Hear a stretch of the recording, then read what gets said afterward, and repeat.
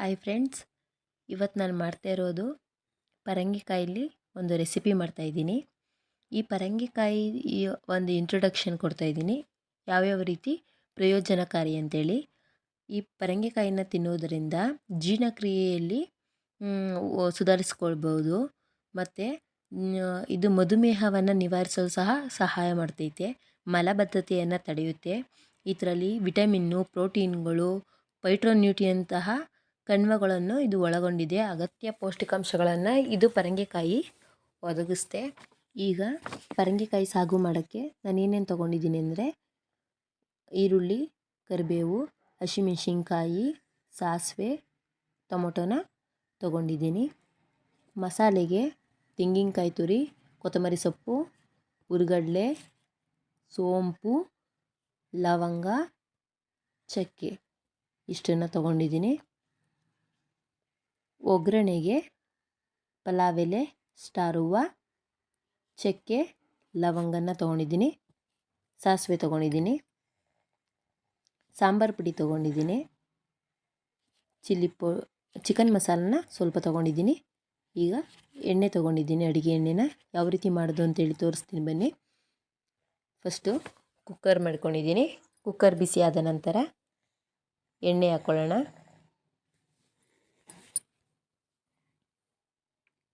ಅಡುಗೆ ಎಣ್ಣೆ ಹಾಕಿದ ನಂತರ ಈಗ ಪಲಾವ್ ಎಲೆ, ಚಕ್ಕೆ, ಲವಂಗ, ಸ್ಟಾರ್ ಹೂವು ಎಲ್ಲನ ಹಾಕ್ಕೋಬೇಕು. ಹಾಕ್ಕೊಂಡಿದ ನಂತರ ಸ್ವಲ್ಪ ಫ್ರೈ ಮಾಡೋಣ.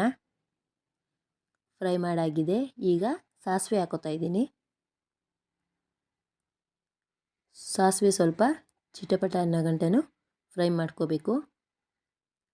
ನಂತರ ಹಸಿಮೆಣಸಿನ್ಕಾಯಿ, ಕರ್ಬೇವಿನ ಸೊಪ್ಪನ್ನು ಹಾಕ್ಕೊಂಡು ಮಿಕ್ಸ್ ಮಾಡ್ಕೊಳ್ಳೋಣ.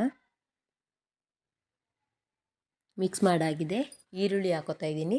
ನಾನಿಲ್ಲಿ 2 ದೊಡ್ಡ ಸೈಜ್ ಈರುಳ್ಳಿನ ತೊಗೊಂಡಿದ್ದೀನಿ.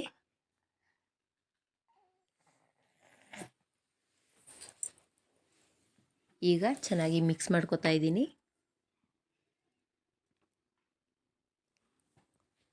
ಇಡ್ಲಿ ಜೊತೆ ಮತ್ತು ದೋಸೆ ಜೊತೆ ಒಂದೊಳ್ಳೆ ಕಾಂಬಿನೇಷನ್ ಅಂತಲೇ ಹೇಳ್ಬೋದು.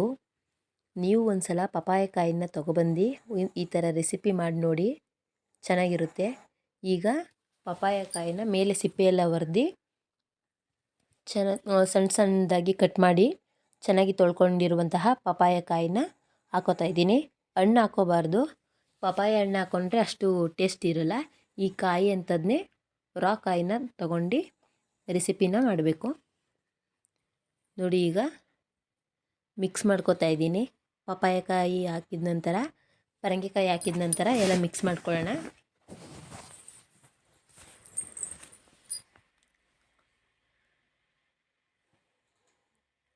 ಈಗ ಟೊಮೊಟೊನ 2 ಟೊಮೊಟೊನ ಹಾಕೋತಾ ಇದ್ದೀನಿ. ಟೊಮೊಟೊ ಹಾಕಿದ ನಂತರ ಚೆನ್ನಾಗಿ ಮಿಕ್ಸ್ ಮಾಡ್ಕೋತಾ ಇದ್ದೀನಿ. ಟೊಮೊಟೊ ಎಲ್ಲ ಸಾಫ್ಟ್ ಆಗಬೇಕು, ಅಲ್ಲಿವರೆಗೂ ಚೆನ್ನಾಗಿ ಮಿಕ್ಸ್ ಮಾಡ್ಕೊಳ್ಳೋಣ.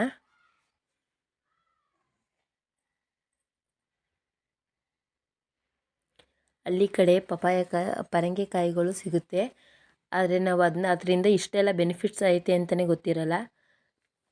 ಪರಂಗಿಕಾಯಿನ ತಿನ್ನೋದ್ರಿಂದ ಎಷ್ಟೆಲ್ಲ ಬೆನಿಫಿಟ್ಸ್ ಐತೆ ಅಂತೇಳಿ ತಿಳ್ಕೊಂಡಿದ್ದೀರಾ. ನೀವು ಒಂದು ಸಲ ತೊಗೊಬಂದು ಟ್ರೈ ಮಾಡಿ ನೋಡಿ. ಈಗ ಟೊಮೊಟೊ ಎಲ್ಲ ಸಾಫ್ಟ್ ಆಗಿದೆ. ಸಾಂಬಾರು ಪುಡಿ ಹಾಕೋತಾ ಇದ್ದೀನಿ. ಸಾಂಬಾರು ಪುಡಿಯಲ್ಲಿ 1 ಟೇಬಲ್ ಸ್ಪೂನ್, ದೊಡ್ಡ ಟೇಬಲ್ ಸ್ಪೂನಷ್ಟು ತೊಗೊಂಡಿದ್ದೀನಿ. ಸ್ವಲ್ಪ ನೀರು ಹಾಕ್ಕೊಂಡು ಮಿಕ್ಸ್ ಮಾಡ್ಕೊಳ್ಳೋಣ.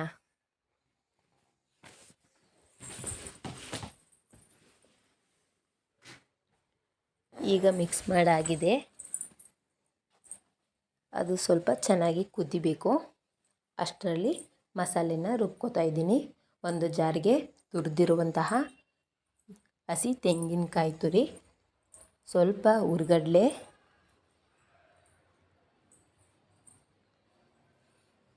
ಚಕ್ಕೆ, ಲವಂಗ, ಸೋಂಪು,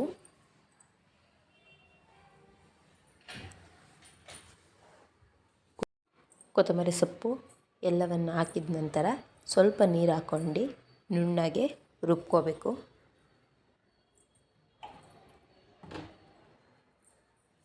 ಈಗ ರುಬ್ಕೊಂಡಾಗಿದೆ.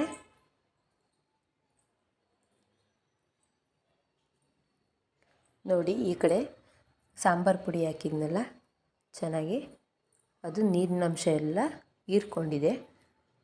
ಈಗ ನಾನು ರುಬ್ಬಿರುವಂತಹ ಮಸಾಲೆನ ಹಾಕೋತಾ ಇದ್ದೀನಿ.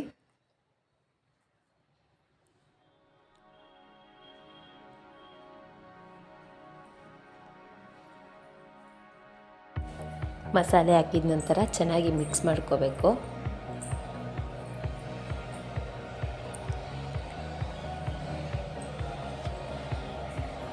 ಈಗ ಮಿಕ್ಸ್ ಮಾಡ್ಕೊಂಡಾಗಿದೆ. ಸ್ವಲ್ಪ ಕುದ್ದಿದ ನಂತರ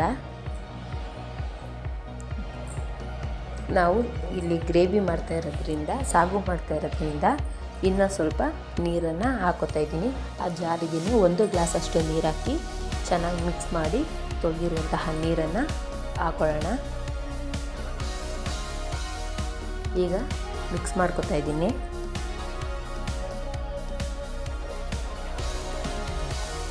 ಈಗ ಸ್ವಲ್ಪ ಚಿಕನ್ ಮಸಾಲೆ ಹಾಕೋತಾ ಇದ್ದೀನಿ. ಉಪ್ಪನ್ನು ಹಾಕಿದ ನಂತರ ಚೆನ್ನಾಗಿ ಮಿಕ್ಸ್ ಮಾಡ್ಕೋಬೇಕು.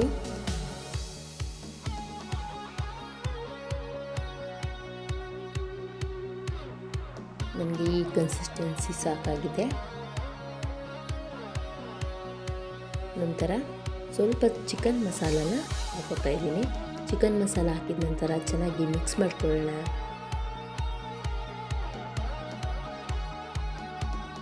ಈಗ ಮಿಕ್ಸ್ ಮಾಡ್ಕೊಂಡಾಗಿದೆ. ಈಗ ಕುಕ್ಕರ್ನ ಕ್ಲೋಸ್ ಮಾಡಿ